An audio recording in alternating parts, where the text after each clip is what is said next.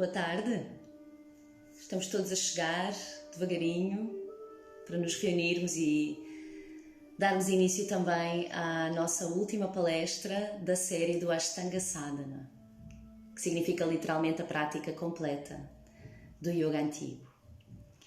Nesta palestra nós vamos hoje falar sobre Samyama, que é o oitavo e último anga da prática do Swastika Yoga. No Samyama nós vamos desdobrar técnicas de concentração, de meditação e outros estados de consciência. Como habitualmente e nos últimos dias eu tenho feito sempre um apelo para que nós possamos ajudar a União para a Proteção dos Animais, por isso vocês hoje vão encontrar novamente um botãozinho aí que podem carregar para fazer o vosso donativo para a UPA, uma vez que nós disponibilizamos estes diretos sempre de forma gratuita para vocês também poderem aceder a conhecimento grátis em casa. Por isso, se sentirem predispostos a ajudar, a UPA é um albergue de cães em Sintra, na região de Sintra, que precisa de muito a nossa ajuda ao longo de todo o ano e na qual eu sou voluntária já também há algum tempo e contribuo sempre no verão, nesta altura de maior necessidade destas instituições, contribuo sempre com aulas práticas ao ar livre e quanto mais pessoas melhor, não é? Para poder ajudar a UPA, mas neste momento, devido à conjuntura mundial, à pandemia da Covid-19, nós não podemos fazer aglomerados, nem vamos fazê-lo, por isso eu estou a fazer as minhas aulas teóricas e práticas com angariação de fundos para a UPA. Por isso sintam-se à vontade para contribuir, vão ter a oportunidade também amanhã, eu amanhã vou dar uma aula prática aqui live no meu Instagram, portanto será o Ashtanga Sadhana completo, que é uma aula que normalmente eu tenho só reservada para os meus alunos e também para os amigos dos alunos ou os familiares que normalmente vêm contribuir para a UPA. Desta vez, este ano, eu vou fazer as aulas para toda a gente que quiser aceder ao meu Instagram. Basta seguir o perfil e eu vou deixar também esse botãozinho que vocês estão a ver aí para que possam contribuir para a UPA amanhã também. A aula vai ser às 11 da manhã. Peço que cheguem a horas. Eu sou muito disciplinada com os horários, também para não alongar o vosso dia, para vocês poderem desfrutar também da manhã de domingo. Por isso apareçam, coloquem já na agenda, a aula é grátis para todos, com contribuição para a UPA, ok? Pronto, assim sendo, vamos então retomar a nossa temática, que será as técnicas de meditação. Como eu já tenho vindo também a falar, os temas cruzam-se entre eles.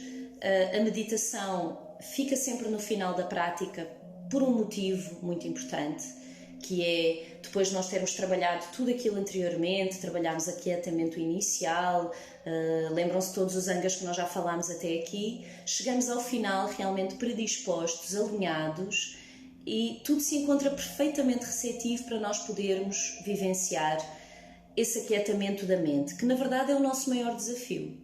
Aquilo que nós sentimos que vai ser mais fácil porque estamos sentados, porque estamos quietos, parados, é o maior desafio do ser humano, é a nossa maior dificuldade. Parar o mundo em nosso redor, parar o nosso mundo interno e trazer a atenção apenas e só para esse silêncio, que é um silêncio revelador. Quando nós paramos tudo, nós vamos revelar aquilo que realmente acontece dentro de nós. E a nossa maior dificuldade é mesmo porque nós muitas vezes não conseguimos e não queremos olhar para dentro. Temos dificuldade em fazer a autoanálise, também em perceber o que é que nos constitui, que não é só o que é físico, o que é palpável, mas essencialmente aquilo que é invisível.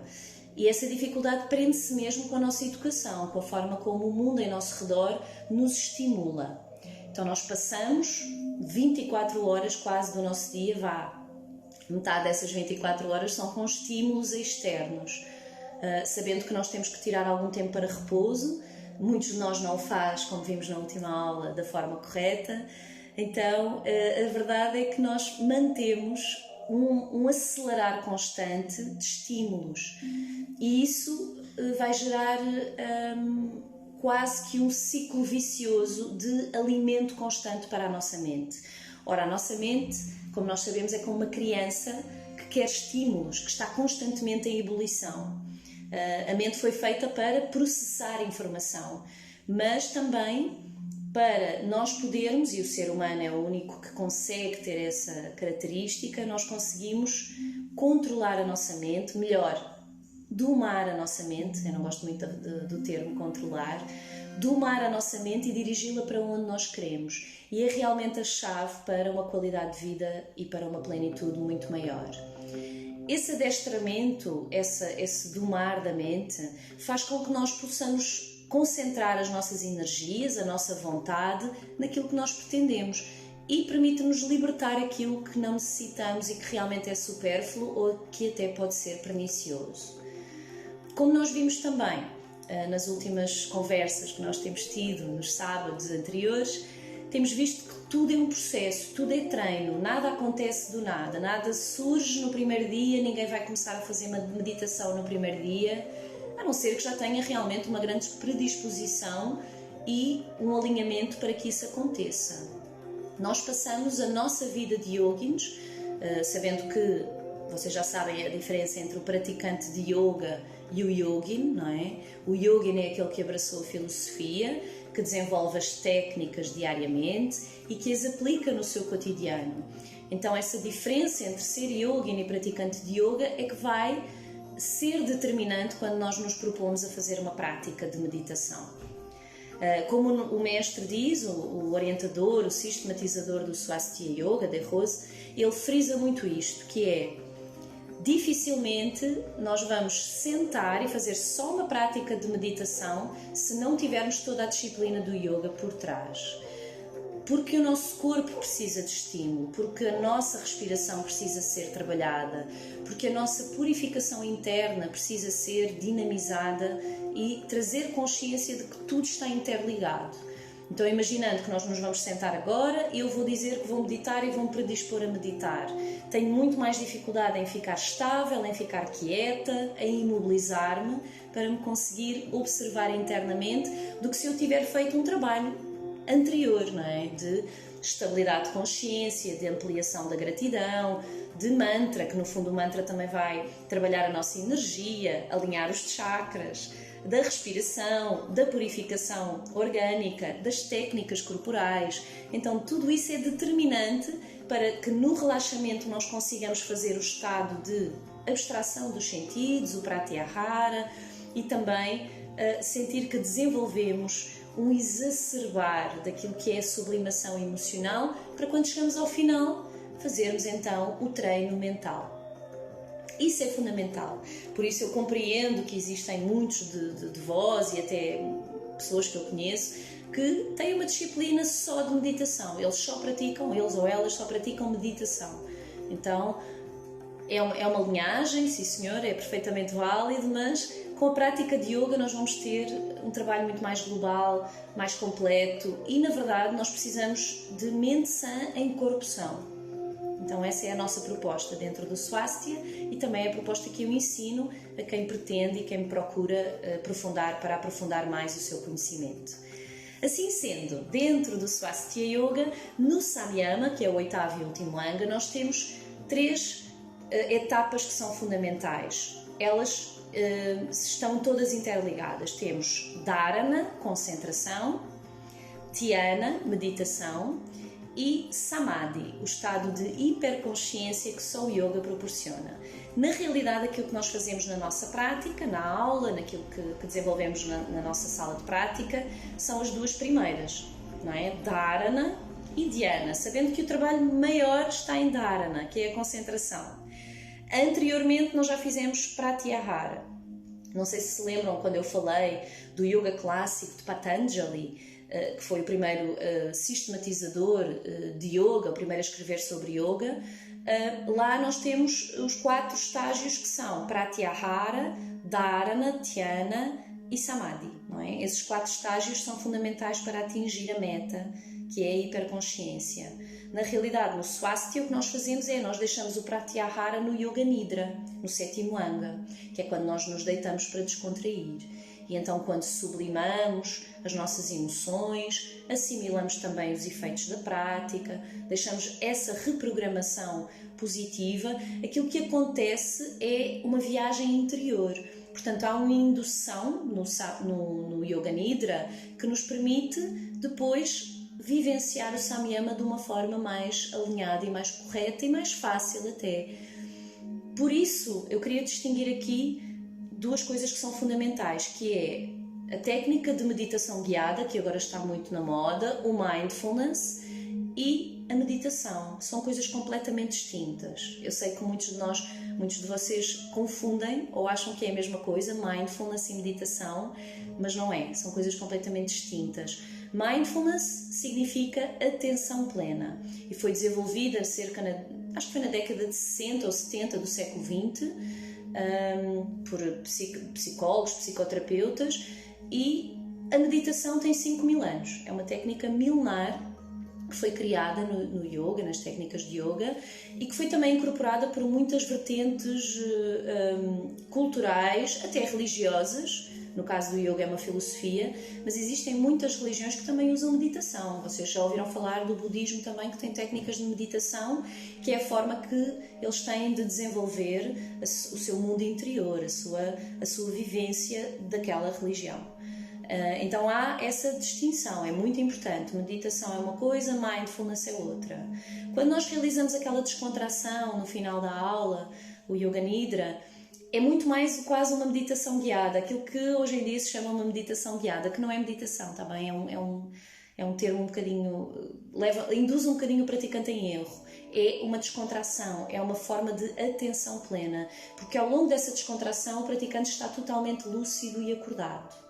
Portanto, nós estamos a induzi-lo a um estado de leveza, também a um estado de consciência, mas que é completamente distinto da meditação. E isso nós temos que deixar muito, muito vincado, está bem?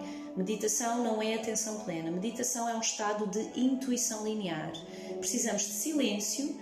O professor ou o orientador da meditação tem que gerar ali um momento de silêncio, de aquietamento, para que o praticante desenvolva a sua técnica.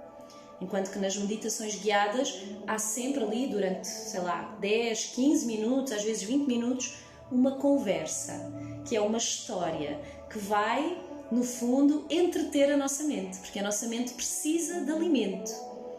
E só quando nós terminamos essa história é que podemos estar prontos para a meditação. Portanto, aquilo que ocorre durante a meditação guiada não é o processo de meditação, é um processo de reeducação da nossa mente, para que ela possa parar e meditar.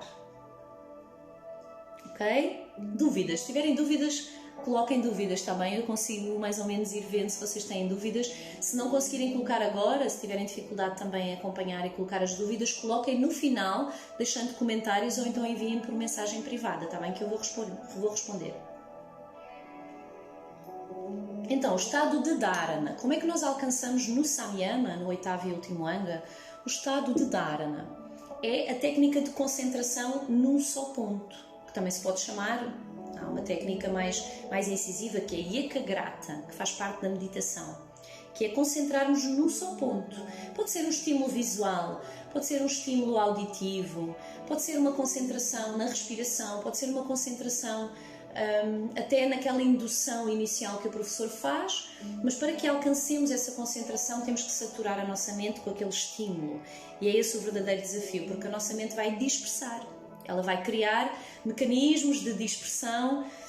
Existem dispersões de duas formas. Existe a principal dispersão, que é a dispersão mental, os pensamentos fluem, eu tenho que ir fazer coisas, tenho que ir, tratar do almoço, ou tenho que ir fazer não sei o quê daqui a bocado, tenho que tratar dos filhos, da casa, tenho que ir trabalhar, tenho que ir escrever o meu artigo.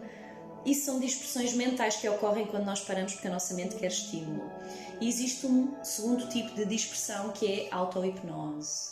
Então, quando nós estamos a trabalhar a nossa técnica de meditação no início e que começamos a insistir mais no tempo de meditação, a insistir nas técnicas, por vezes nós podemos achar que estamos em meditação, mas estamos a entrar num estado de auto-hipnose. E como é que nós percebemos e distinguimos entre os dois, entre as duas dispersões, quando estamos a treinar Dharana?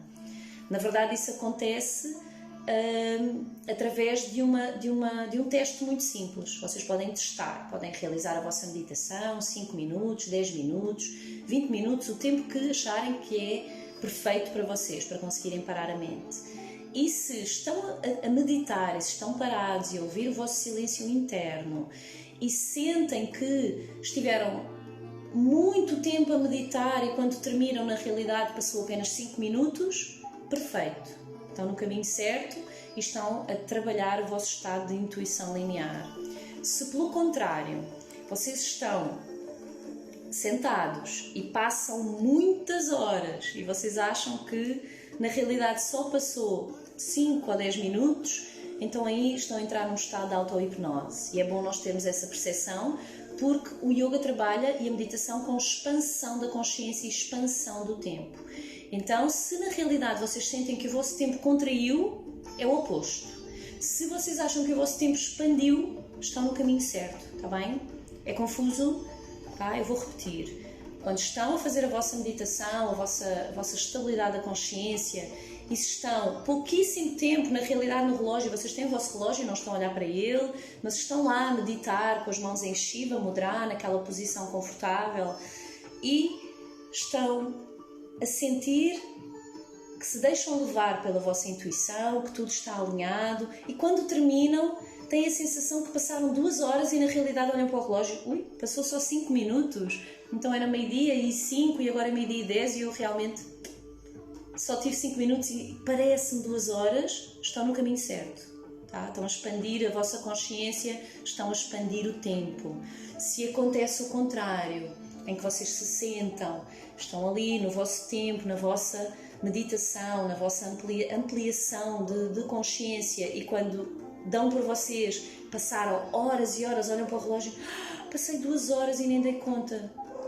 Então aí estão a entrar no estado de redução do tempo, de redução de consciência, estão em auto-hipnose, ok? Depois, se tiverem mais dúvidas, nós depois particularmente podemos falar. Mas é um bom teste, façam esse teste quando começarem. Na realidade, o que eu aconselho mais é que vocês façam a vossa introdução à meditação com o professor, também não comecem a fazer sozinhos, se sentirem dúvidas, se sentirem que não estão no caminho certo. Contactem o professor, podem aceder também às minhas aulas que eu tenho semanalmente, contactem-me e eu vou conseguir arranjar tempo para vos orientar. Tá? Isso no estado de dharana, no estado de concentração, portanto é só aquela primeira etapa. Quando nós realmente percebemos que estamos em meditação, não estamos em meditação. Portanto, o estado de meditação é um estado que não é mental. É muito difícil nós falarmos sobre isso porque é muito abstrato e cada um tem a sua experiência. Portanto, é uma experiência individual. Eu também não vou falar da minha porque estou a condicionar-vos. Se eu disser meditação é isto, não é? É este estado que faz isto, vocês sentem aquilo, esqueçam. Estou a induzir-vos em erro porque estou a falar da minha experiência e estou a condicionar a vossa, e vocês vão fazer o vosso treino, a vossa prática, e se não sentirem aquilo que eu estou a sentir, vão achar que está no caminho errado, e não é nada disso, está bem? Têm mesmo que fazer a prática, têm que praticar, não há outra forma. É filosofia prática, está bem? Têm que se sentar, têm que reservar um bocadinho para vocês e perceber aquilo que acontece. Quando eu digo que se sentirem que estão em meditação e se perceberem que estão em meditação não estão, é porque realmente é um estado além do racional. Aquilo que o mestre diz e que eu tenho percebido com o meu tempo de prática é: meditação é quando o observador, o objeto observado e o ato de observar se fundem num só. É quando nós deixamos de ter a percepção daquele limite. O limite que somos nós, que é o eu. O limite que é, por exemplo, o objeto observado pode ser a minha respiração. Quando eu tenho a percepção ainda de que eu estou a observar a respiração, eu não estou em meditação. Eu estou em dharana, estou em concentração. Tá bem? Estou naquele estado inicial. Quando eu fundir, quando deixar de haver limite, fronteira entre o eu, a minha respiração e o ato de estar em fusão com esse instante, então esse é o estado de meditação. E através desse estado de meditação é que eu poderei alcançar Samadhi. O estado de Samadhi é o estado proporcionado pela prática de yoga. Muitos de vós às vezes perguntam, quando eu dou o curso de meditação, principalmente se ainda não praticam yoga, e Nirvana? O que é que Nirvana tem a ver com isto? O que é que o budismo, não é? Porque Nirvana é budismo, não tem a ver com yoga. Então, Nirvana é o estado proporcionado pela prática do budismo. É o estado que quem alcança ou quem trabalha uma meditação da linhagem budista, que é uma religião, é uma filosofia religiosa, alcança e que não tem a ver com Samadhi, tá bem? Até porque a raiz da palavra é diferente. Vocês têm Nirvana. Nir significa sem e Sa significa com, tá bem? Samadhi, Nirvana. O prefixo é oposto. Então, o que acontece é que no Samadhi é um estado de consciência com indução, com uma semente que nós deixamos lá. Eu sei que isto acaba por ser confuso, teria que explicar e teria que dar um curso de 4 horas para vos explicar todas estas filigranas, são coisinhas muito subtis. E Nir, que tem a ver com esse estado de religioso, está bem? Eu não vou aprofundar muito mais porque são de outras linhagens e eu não tenho grande conhecimento sobre essas linhagens. Na verdade, o Samadhi é o estado de hiperconsciência que só o yoga proporciona, está bem? Pronto, são coisas diferentes, com propostas diferentes, mas que vão induzir ao estado de consciência expandida, não é? Há muitas formas de nós atingirmos um estado de consciência expandida. Há formas com atalho e há formas sem atalho. O yoga, as propostas do yoga antigo, do Swastika, são sem atalho. Nós não vamos atalhar, não vamos ingerir substâncias, não vamos... cada um é livre de fazer o que quiser, mas no Swastika Yoga nós sabemos e temos a certeza de que o nosso corpo tem tudo aquilo que nós precisamos para nós desenvolvermos o nosso potencial. Então não vamos recorrer a atalhos para conquistar um estado de consciência que nós, com trabalho, com afinco e com treino, vamos lá chegar. Tá bem? Então tudo é treino. Eu sei que o ser humano gosta muito de atalhos e gosta muito de, né? Eu quero isto rápido, eu quero isto agora, principalmente nesta sociedade mais imediatista, não é? Em que nós queremos tudo já. E o yoga requer paciência, requer tempo. A meditação precisa de tempo, precisa de dedicação, precisa de entrega. E isso é fundamental para nós conseguirmos desenvolver algo na nossa vida. Temos que dar tempo. Não queiram colocar atalhos para uma coisa que, na verdade, o que importa é a viagem, não é a meta. E essa é realmente a grande diferença entre abraçar a filosofia ou ir lá fazer uma aulinha de vez em quando, só porque eu preciso parar para respirar. Também é bom, também é válido, perfeito, não tenho nada contra, eu só tenho coisas a favor. Mas é diferente, não é? É completamente diferente de quem abraçou a filosofia e de quem desenvolve a prática de forma mais global. Bom, então distinguindo esses três estágios, não é? Que engloba concentração, meditação e outros estados de consciência, nós vamos nos centrar um bocadinho mais no Dharana, porque é aquilo que nós podemos treinar em casa, podemos desenvolver na nossa prática e na sala de aula. Então, aquilo que podemos fazer, e um exemplo de uma técnica de concentração, por exemplo, uma meditação que nós podemos fazer num símbolo, numa imagem, nós podemos fechar os olhos e fazer uma concentração num yantra, que é um símbolo que vocês podem encontrar, por exemplo, no Om. Eu tenho aqui o Om na minha medalha, se vocês conseguirem ver. Este é o símbolo universal do yoga. E este símbolo é o traçado de caracteres em Devanagari, como eu já expliquei naquela primeira aula sobre yoga. E ele é o símbolo universal de qualquer tipo de yoga. Este traçado é o do Swastika, tá bem? Esta medalha e este traçado em Devanagari é do Swastika. Vocês veem outros traçados do Om, que são de outras escolas, mas todos adotam o mesmo traçado do Om. Então, como yantra, como símbolo, como imagem, este provavelmente é o mais poderoso, porque ao longo dos tempos é aquele que mais pessoas se concentraram, que mais carga simbólica tem, que mais energia tem, é aquele que nos sintoniza com os arquétipos que nós precisamos para desenvolver a nossa intuição. Também este é aquele que eu aconselho. Mas existem outros. Existe uma concentração fantástica para fazer, por exemplo, à noite, na chama da vela. Vocês estão no vosso quartinho ou na vossa sala às escuras e acendem uma vela e concentram-se na chama da vela, com os olhos bem abertos. Depois vão fechando os olhos e vão se concentrando naquela imagem em negativo. E vão, quando sentirem que a imagem desapareceu, voltam. Vão fazendo esse treino. É um treino muito bom e que ajuda a concentrar. Depois, em relação aos estímulos auditivos, mantra, dhyana, a concentração no som, nós temos, lá está, o som do Om contínuo, em que podemos concentrar no som universal, que também está em sintonia com o arquétipo. temos concentração na nossa respiração, podemos realizar uma técnica de respiração denominada a Japa Japa, que eu costumo fazer muito na minha aula, que é concentrar na respiração, quando inspirar, mentalizar o mantra So, quando expira, mentalizar o mantra Ham. Então, os mantras também ajudam a meditar e se nós fizermos mantra dhyana, vamos concentrar também no som dos nossos chakras. Cada um dos nossos chakras tem um som semente, nós falámos disso na aula de mantra. Está tudo ligado, já viram? Por isso é muito mais fácil nós podermos sentar e meditar depois de termos feito tudo o resto, não é? E existe um terceiro grau de meditação que é iniciático, que é o Tantra Dhyana. Esse é só transmitido de mestre a discípulo.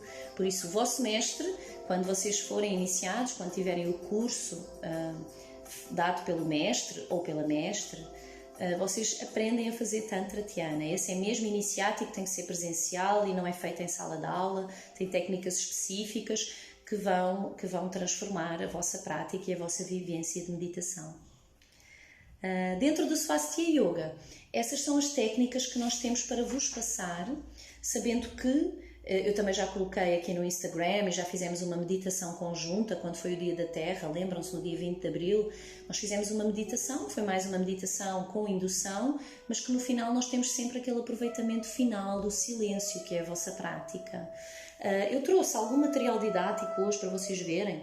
Nós temos quadros sinóticos que são usados na nossa formação profissional e hoje trouxe dois que eu acho que são fundamentais para que vocês possam perceber como é a meditação e o Samadhi. Então este primeiro quadro que eu vos tenho aqui para vos mostrar, espero que consigam ver bem, é a meditação do Lótus da meditação. Então este aqui é muito, muito bom para nós percebermos e termos aqui vou aproximar mais um bocadinho, para nós termos aqui alguma percepção de como funciona o nosso estado de meditação, que pode ser semelhante a uma flor de lótus.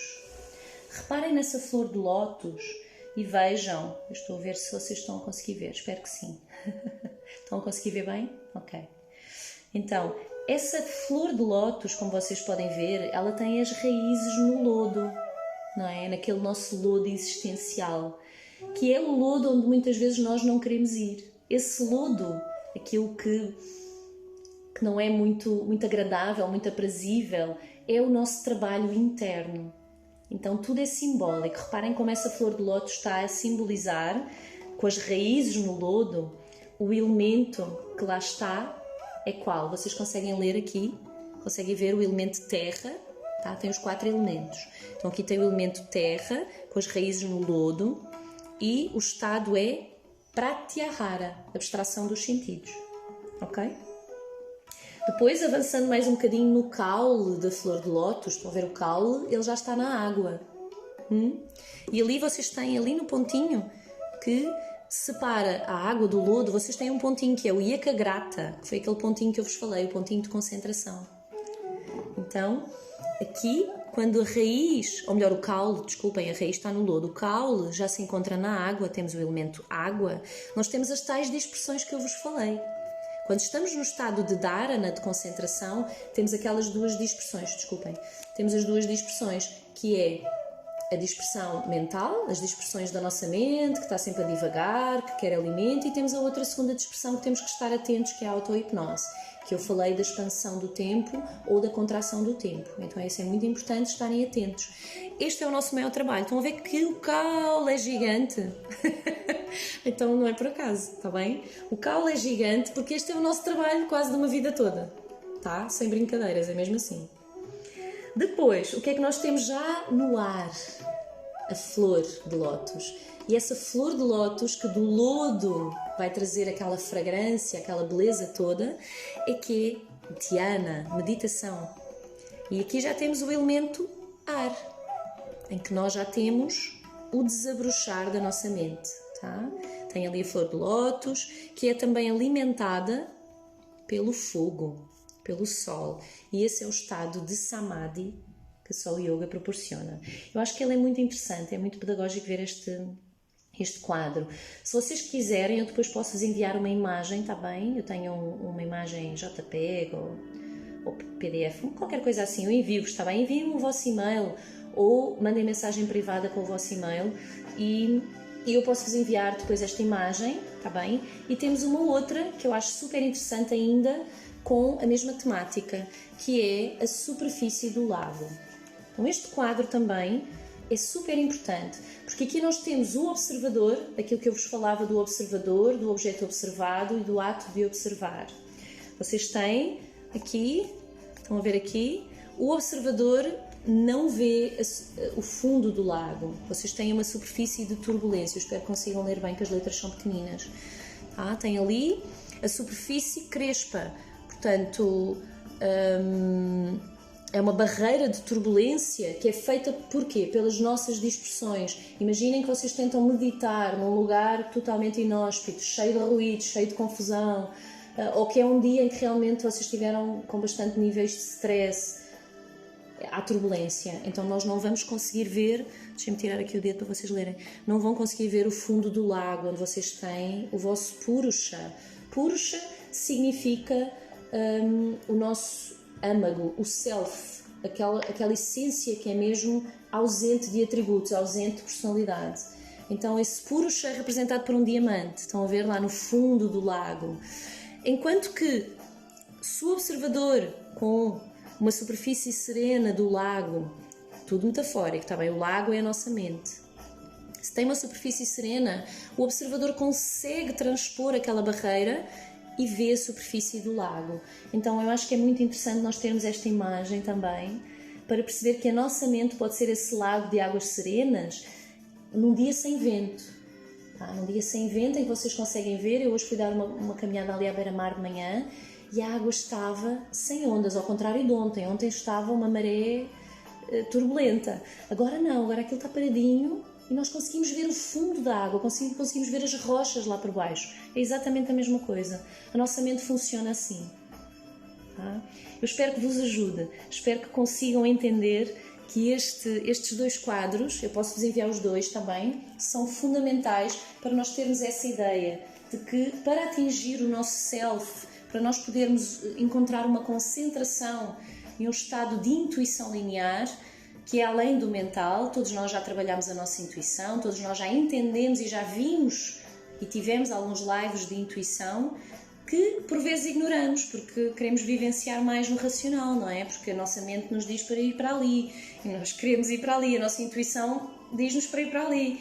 E depois nós vamos ver que a situação na realidade teria sido melhor se nós tivéssemos ouvido a nossa intuição. Isso acontece muitas vezes. Espero que vocês entendam que tudo é relativo. Eu acho que temos mesmo que treinar, que praticar. O ser humano é volátil, a nossa mente está constantemente a pedir alimento e o treino diário, abhyasa, prática diligente e constante, é o principal. Mesmo quando vocês sentirem que chegaram a uma fase da vossa vida, já praticam há anos e não há resultados, é porque estão focados nos resultados.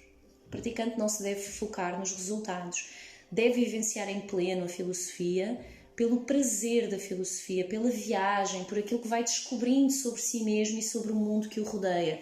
Lembrem-se que o yogin não deve estar centrado só dentro de si, é uma prática que já é individual.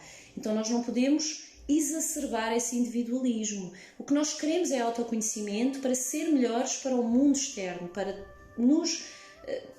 encontrarmos uma simbiose melhor com o mundo em nosso redor e não para exacerbar esse individualismo, está bem? Porque hoje em dia o mundo já é individualista, nós não precisamos exacerbar ainda mais essa tendência. O contrário, é ser melhor connosco para nós estarmos bem para os outros. E no fundo a meditação dá-nos essa possibilidade.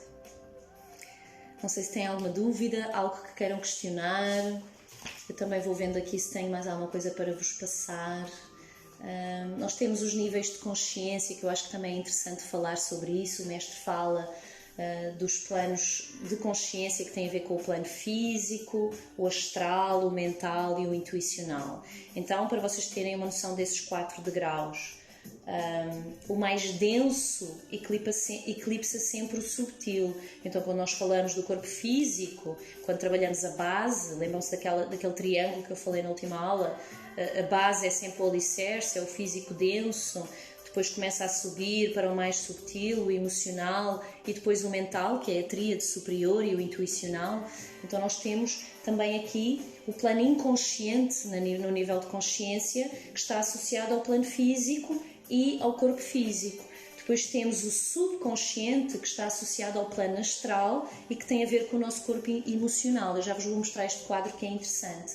Depois tem mais acima o consciente, que é o plano mental e que está associado ao corpo mental, claro, à nossa mente.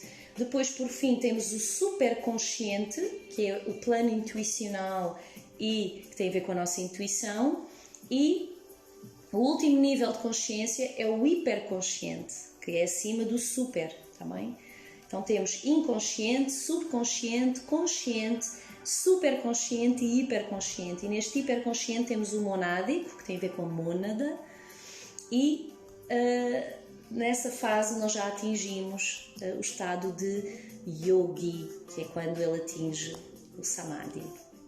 Enquanto nós somos praticantes, estamos a desenvolver a nossa prática, ainda somos yogin e não somos yogi. Tudo isso é interessante. Vou-vos mostrar este quadro aqui que vem no tratado do mestre, que tem a ver com o mais denso eclipsar o mais subtil. Então reparem aqui esses planos de consciência que o mestre deixou para nós podermos guiar. Estão a ver aqui? Também tem aqui no tratado do mestre, tem lá aquele quadro que eu vos mostrei há bocadinho, do lótus da meditação. Então aqui o que o mestre diz é: no universo o mais denso eclipsa sempre o subtil. Por exemplo, se olhares para o céu durante o dia, não vês as estrelas, não é? Porque o sol vai eclipsar aquilo tudo. No entanto, elas estão lá, só que o seu brilho é muito mais subtil do que o do sol. Assim, a luz do sol mais intensa eclipsa a luz das estrelas, que é mais subtil. Elas estão sempre lá. No nosso estudo do fenómeno da consciência expandida, precisamos compreender que o ser humano é constituído por uma série de princípios, também chamados de veículos ou corpos, que têm a ver com os corpos do homem e planos do universo. Isso dá outro curso, outra aula, também é fantástica essa aula. É muito filosófica, tem ali matéria muito densa, por isso tem mesmo que ser feita num curso à parte. Esses diferentes coeficientes de densidade são então explicados nessa aula dos corpos do homem, planos do universo.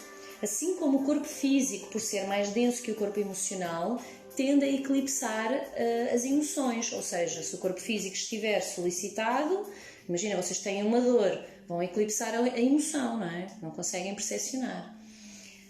Se o corpo físico estiver a ser solicitado, a atenção da consciência, se a consciência estiver a fluir pelo canal físico, a manifestação das emoções fica prejudicada. Não é? Então, uma pessoa que está em constante dor, ou que está sempre a solicitar o corpo físico, ou que só faz treino físico, vai ao ginásio e está ali a trabalhar o corpo físico, as emoções estão completamente condensadas. Não é? Por exemplo, quando estás a praticar um desporto, ou quando, sei lá, quando estás numa discoteca e só danças, não é? Aquilo está tudo no corpo físico. Nessa circunstância, não estás nas condições ideais para desfrutar, sei lá, de uma relação amorosa, ou para vivenciar uma técnica de gratidão, ou uma oração, ou o que for, porque isso requer o emocional. Então, sob uma digestão pesada, por exemplo, consequência de uma refeição abusiva, os sentimentos ficam eclipsados. Quando vocês fazem uma refeição daquelas gigantescas, a pessoa fica prostrada, não é? O emocional zero. Já ao contrário, o jejum, as emoções ficam à flor da pele. Nós temos agora programada para a semana de 14 a 21 de junho, que vai culminar no solstício de verão, nas celebrações do dia do yoga, temos uma semana de purificação intensa, que culmina com um dia de jejum. Nós vamos fazer jejum a semana toda, não é nada disso. Vamos fazer uma reeducação alimentar, orgânica e com práticas específicas. Então esse curso que nós vamos dar, eu e a mestre Zélia Couti Santos, o Bhuta Shuddhi, é um acelerador evolutivo que vai proporcionar este exacerbar das emoções. Por isso, nós vamos orientar os praticantes que se vão inscrever neste curso, e está aberto a quem quiser, é só fazerem a vossa inscrição e fazer uma entrevista connosco, que vai ser online, tudo vai ser online. Nós vamos supervisionar e o praticante tem que estar bem emocionalmente, porque este jejum, esta reeducação alimentar, purifica-nos e vai exacerbar as nossas emoções. E aí nós vamos conseguir atingir estados de consciência através da meditação, que com aquela alimentação habitual do dia-a-dia e com o nosso ritmo diário acelerado, nós não conseguimos atingir. Porque nós somos, na verdade, yoginos urbanos, não é? Nós estamos aqui a trabalhar o estado de consciência, mas de vez em quando, uma vez, 2 vezes por ano, nós fazemos esta prática, que é uma semana de purificação intensiva, para acelerar a nossa evolução, para purificar o nosso corpo, exacerbar as emoções e estabilizar e trabalhar a nossa mente. Então está tudo interligado. Tá? Estes planos da nossa mente são fundamentais. Bom, da meditação do Samyama, já falei dos 3 graus, Dharana, Dhyana e Samadhi, já falei de Yantra Dhyana, de Mantra Dhyana, de Tantra Dhyana. Tudo isso está explanado também no Tratado de Yoga.